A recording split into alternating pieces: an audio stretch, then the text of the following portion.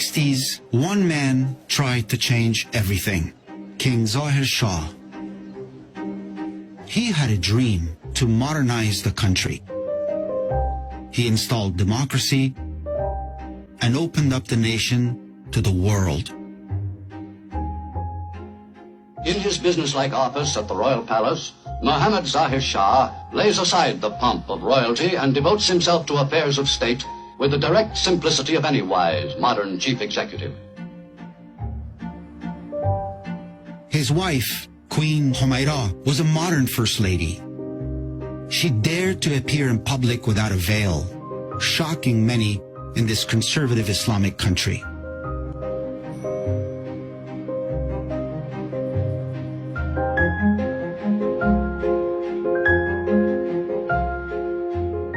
J'étais un privilégié à l'époque. J'appartenais à la famille régnante. Ma sœur était la reine de l'Afghanistan. Mon père était l'oncle et en même temps le beau-père du roi ظاهرشاه. Ma sœur était une femme intelligente et assez autoritaire. Je pense que parfois elle dominait le roi.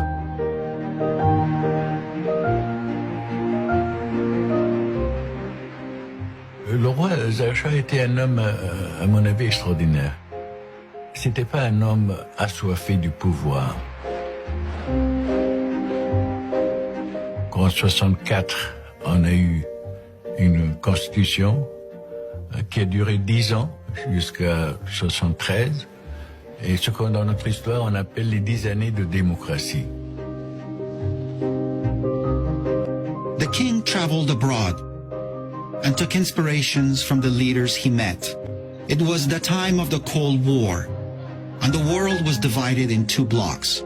But King Zahir did his best to keep Afghanistan independent. Le roi a dit, nous avons une longue frontière avec l'Union soviétique dans le nord, donc nous ne pouvons pas adopter une politique hostile vis-à-vis de l'Union soviétique. Not far from Kabul, at Sarubi, a corps of European engineers have been brought in to harness the river there, so that Kabul may have more electric light and power. Thanks to its neutrality, Afghanistan was able to attract financial help from both sides. The Americans built dams in the south, while Soviet engineers built bridges, roads, and tunnels across Afghanistan. The country was no longer isolated. Kabul came to resemble a European capital. Afghan children could learn French, German, and English. Kabul was a totally different place. I would say it was a modern city with lots of restaurants, jazz music, live. Plus lots of smoke. People over there inside of that room was been smoking a lot. The Intercont had a wonderful swimming pool. On the top floor had the best nightclub. For an Islamic country of that era, we were probably the most open-minded of the area.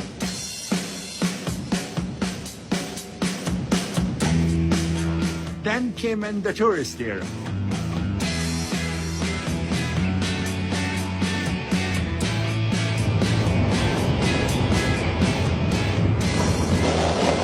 The country was now accessible and the first tourists arrived. Most of them were hippies. On their way to India, they stopped here to discover an exotic culture and taste the local hashish. And it was a lot of tourists coming to different parts of the country. They were traveling with the local bus with their long hair and the hippie style clothes, and they were going to the historical places that we have. To Bamiyan to see the Buddhas, to Herat.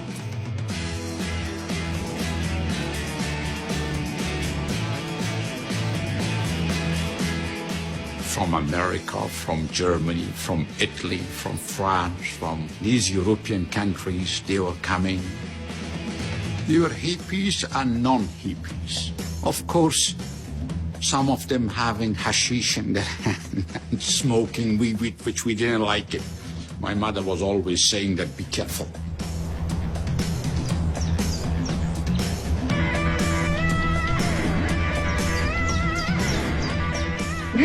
Ja, ich rauche halt. Gute Zeit. Ja, es kommt drauf an. Manche Leute denken nicht viel, manche denken es ist wenig. En somme, en voyant ces femmes en armure, on est en droit de se demander pourquoi elles ne sont pas armées. D'autant plus qu'il est des pays où, en présentant la mode, elles sont bel et bien équipées aux derniers standards dans ce domaine. Ainsi, en Afghanistan, où le fusil Mauser est de rigueur pour la présentation des modèles printemps-été 69 pour paysannes nomades. Et c'est vrai, nous sommes à Kaboul en février 69.